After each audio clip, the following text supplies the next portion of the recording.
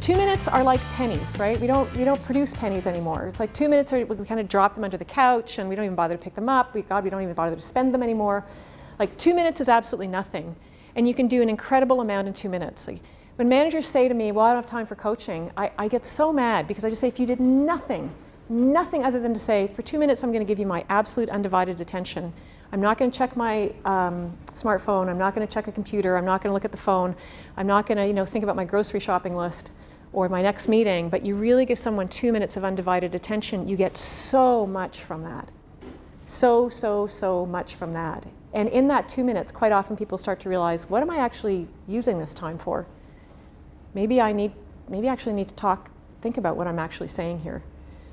So see the value of 2 minutes and see the value of listening here and recognizing what level are you listening at.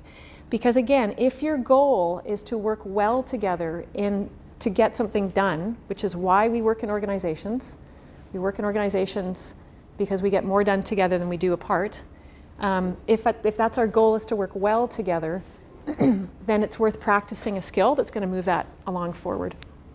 And listening is the number one thing. I remember being interviewed once by another journalist, and they said, well, why do you think Parliament's all about people talking and questions? And I said, well, the reason it's broken is because nobody ever listens.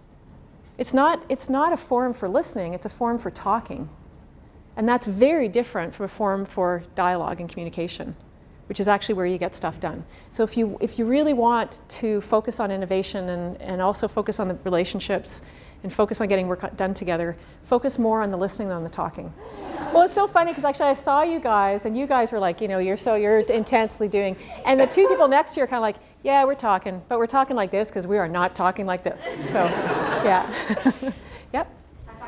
When I first started coaching, I remember early in my training, we had to do practice coaching, and we talk about in coaching our inner critic, right? We all have inner critics. It's that voice in your head that goes, oh, you shouldn't have, or you're too much, or you'll never, right? We've all got that voice somewhere in our head that sort of is like, nah, nah, nah, nah. And sometimes it gets very loud. And so I was in a triad.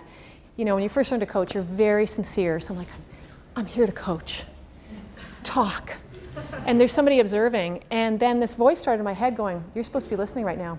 You're supposed to be listening to what they're saying. But you know what? You suck at listening. Look at it. You're listening to me instead of them. You can't even hear the words they're saying. And it was kind of like the person, at one point, the person was going, because all I was hearing in my head was, see, you suck at listening. So it's so interesting what our brains can do that when we're really trying to focus and concentrate. We talked about the concept of insiders and outsiders, how easy it is, because our brain wants insiders. We want our clan around us. Makes us feel good, life is secure, it's safe, it's easy, we don't have to put a lot of effort into the relationship. And then there are outsiders, and you got to think about that consciously when you're working in a group, because people are outsiders for any number of reasons. Culturally outsiders, language outsiders, geography outsiders, background outsiders, knowledge outsiders, accent outsiders, all kinds of different reasons. And if you want to have a really good working group, the insiders pull outsiders in. We talked about the ladder of inference, a really lovely model by Chris Argyris of how our brain works, that our brain saves energy. It is first self-referencing, and I mentioned briefly Daniel Kahneman and his work, which is so worth reading, Kahneman stuff, and that it's lazy, so it looks first to its own reference points to understand this, and it does it so fast and unconsciously that we will make judgments, value judgments about people, and then unconsciously look for ways to reinforce those value judgments and act on those. We talked about how that ladder of inference then impacts how we give feedback. That when somebody has an action that we don't like, we will tend to go up our ladder of inference and we'll tend to give feedback at that top level of assumption or belief instead of climbing back down and going to observable data. And that we want to talk a little bit about what was going on, what was the observable data and the behavior, and what was the impact in giving feedback, and how giving feedback is a necessary, critical, fundamental part of being able to learn and move forward and contribute successfully. So on your team, hopefully you're going to contract something around feedback.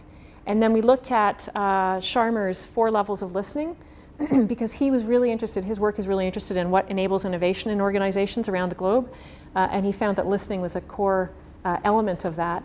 in the research that he's done. So we've done a few different things. We've had some exercises, and now we're going to move up to this last little piece of work that you're going to do together.